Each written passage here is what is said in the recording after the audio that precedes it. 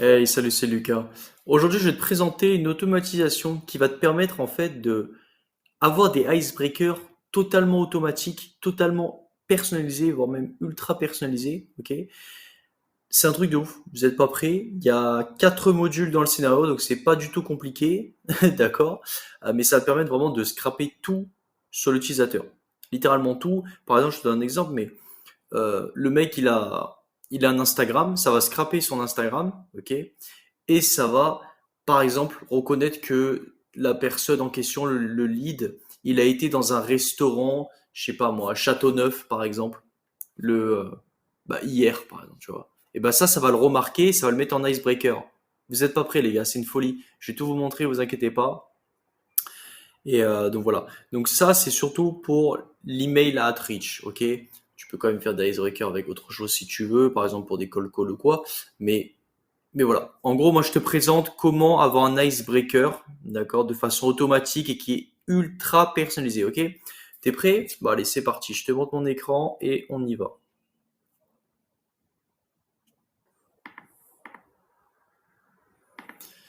Ok, alors voici le scénario du coup. Donc comme je t'ai dit, c'est pas du tout compliqué. Donc, alors, on va se servir de Perplexity. Pourquoi Perplexity? Qu'est-ce que ça fait? Alors, déjà, je tiens à préciser que c'est la version pro, d'accord? Pourquoi? Parce qu'il y a un modèle. Je vais te le montrer. Il y a un modèle qui est uniquement disponible pour la version Pro. Ok. Donc ce modèle-là, c'est le Yamaha 3.1 qui va te permettre de faire des recherches en ligne. Ok. Donc c'est super important et c'est grâce à ça que tu vas pouvoir en fait trouver le icebreaker de malade, trouver toutes les informations sur la personne, sur le lead en question. Ok. Donc, avant de te montrer le scénario en entier, ce que je vais faire, t'inquiète pas, je vais t'expliquer de A à Z le scénario. D'abord, je vais te montrer un petit exemple de ce que donne le mail du coup. Donc, tout ça, c'est entièrement automatisé. Pour que tu comprennes, en fait, j'ai donné comme information, comme données à l'IA, j'ai donné seulement ça. Le nom de la personne, le nom complet même, c'est encore mieux. Sa position, alors prenez pas en compte job, hein, c'est juste sa position. Par exemple, s'il est le PDG, s'il est le directeur marketing, tout ça, ok. Et le nom de son entreprise. C'est tout, c'est tout. Et donc, avec ça, il m'a créé ce mail-là. Voilà. Donc, je vous laisse lire si vous voulez, je vous laisse mettre en pause, mais c'est quand même assez récent, d'accord, pour ceux qui suivent un peu l'actualité sur cette personnalité-là, vous savez que c'est vrai tout ça. Et donc c'est très récent. Tout ça, c'est automatique. Ok. Alors, j'ai pas regardé, mais tu on va regarder. Je vais regarder ça. Alors attends, c'est juste là.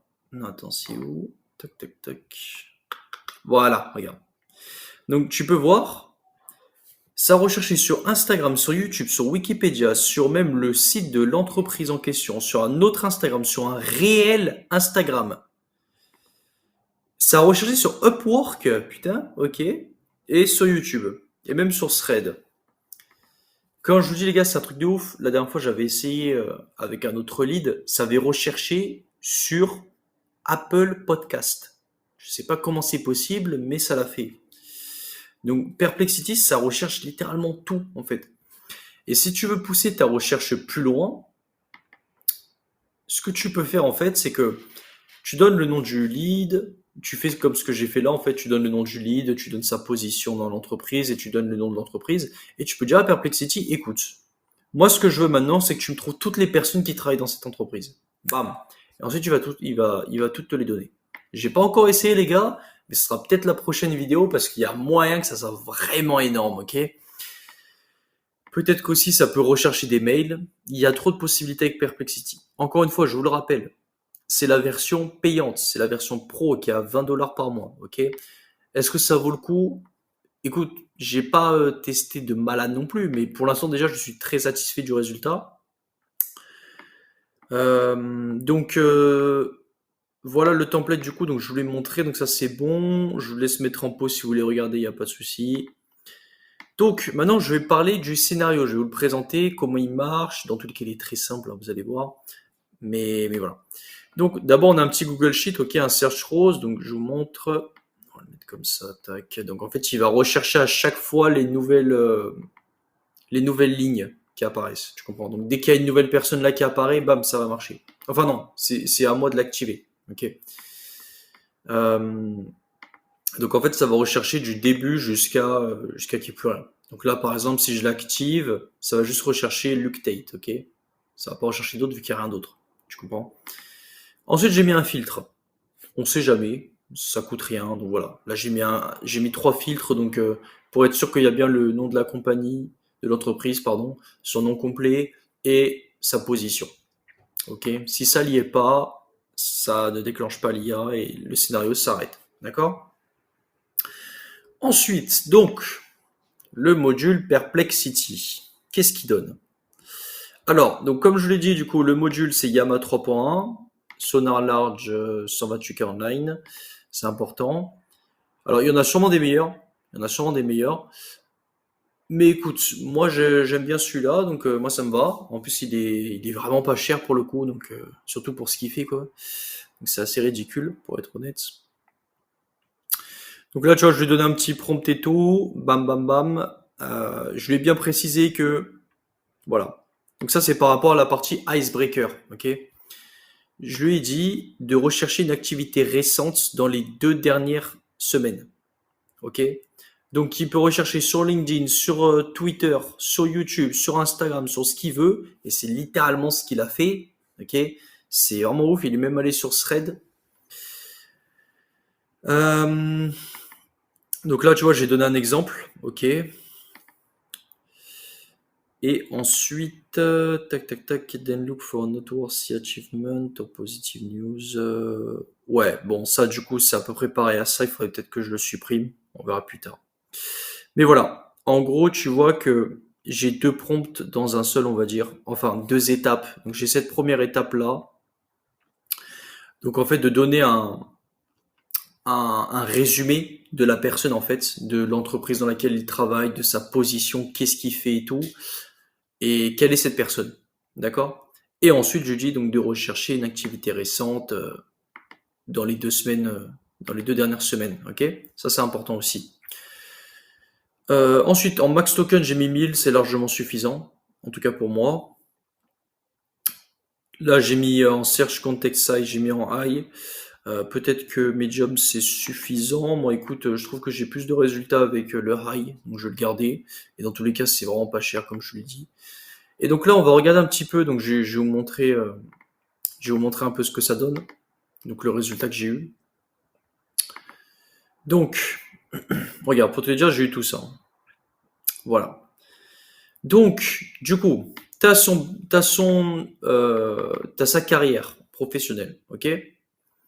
Donc, ça t'explique qui est la personne et tout. Voilà.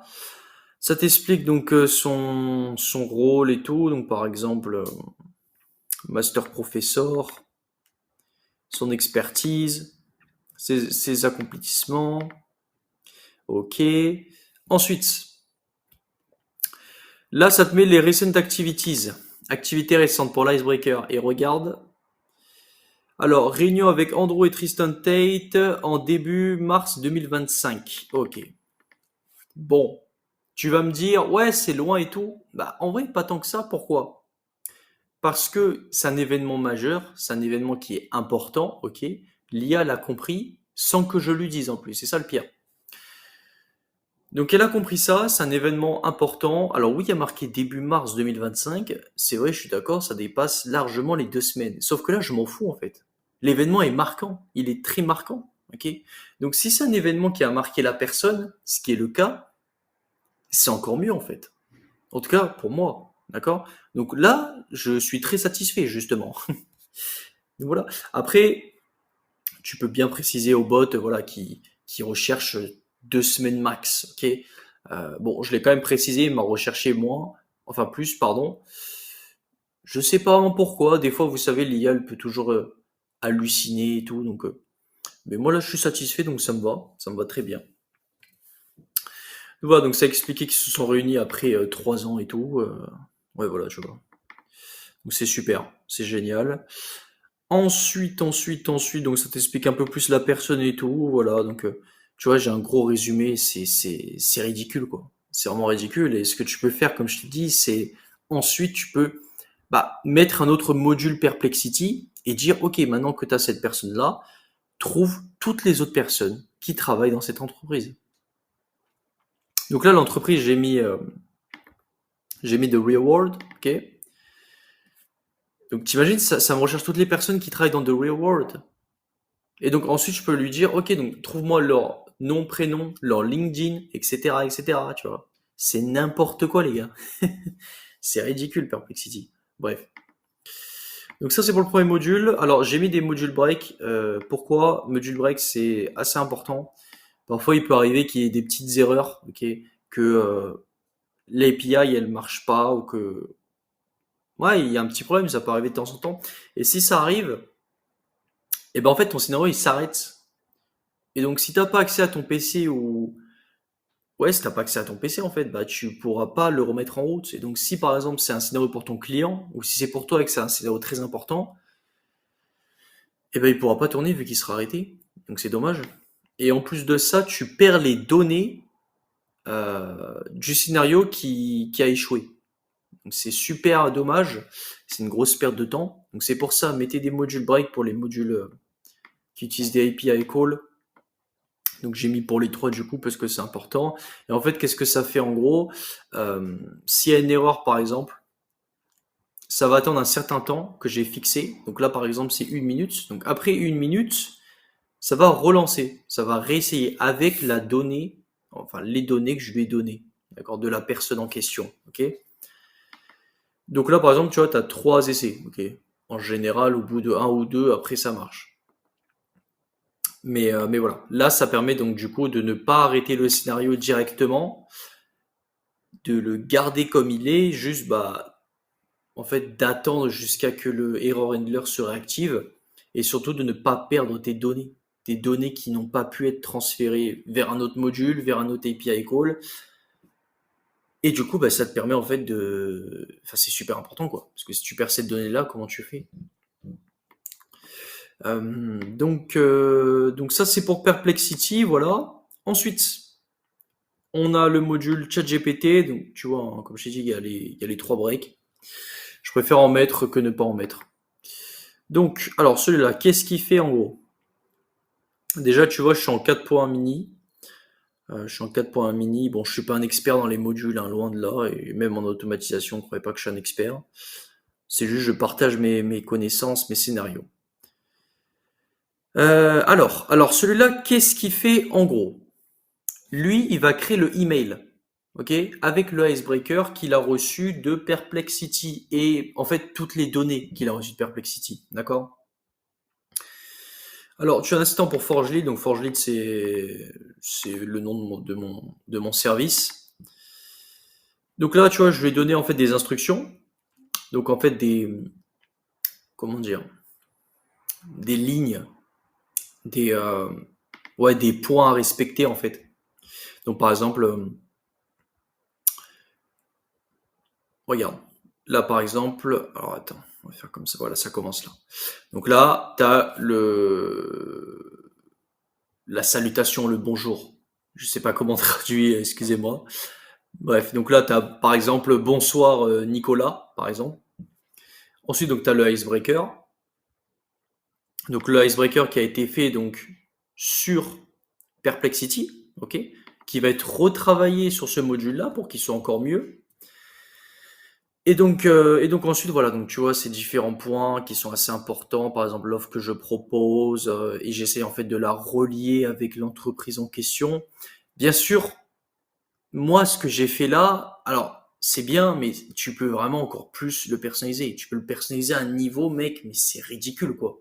C'est-à-dire que avec Perplexity, tu peux faire en sorte que il aille sur le site web en question, donc sur le site de l'entreprise, d'accord, qu'il analyse différents problèmes que l'entreprise a, en fait, et que toi, avec tes services, avec ton service, avec ton offre que tu proposes, tu peux résoudre. Et donc ensuite, donc Perplexity va te sortir ça, l'output, et boum. ChatGPT, il va le travailler pour faire en sorte de proposer la meilleure offre possible et la plus personnalisée possible. Parce que là, regarde, tu vois par exemple que mon offre, c'est euh, voilà, je pourrais vous aider à accélérer davantage la croissance de votre plateforme éducative. Imaginez remplir l'agenda de vos coachs de rendez-vous qualifiés avec des porteurs de projets prêts à investir et ne payer uniquement si nous générons au moins 5 rendez-vous en 2 semaines. Zéro risque, 100% résultat. Alors, je vous le dis, je suis d'accord avec vous, c'est pas parfait, loin de là, d'accord? Il y a des défauts. Mais si par exemple maintenant, donc je dis à Perplexity donc de scraper le site web et de trouver des problèmes que moi je peux résoudre, et ben ensuite je vais l'envoyer à ChatGPT, je vais lui dire bah écoute bah réécris le problème, reformule-le et dis-le. Tu dis donc par exemple là, je vois que vous avez ce problème de, je vois que vous manquez à avoir des, je sais pas, de l'influence sur les réseaux sociaux par exemple, avoir de la visibilité sur les réseaux sociaux. Ça tombe bien, je suis dans l'automatisation et je propose de m'occuper de toute la partie réseaux sociaux, de tout automatiser pour que vous gagniez tel ou tel nombre de leads chaque mois, des trucs comme ça, tu vois.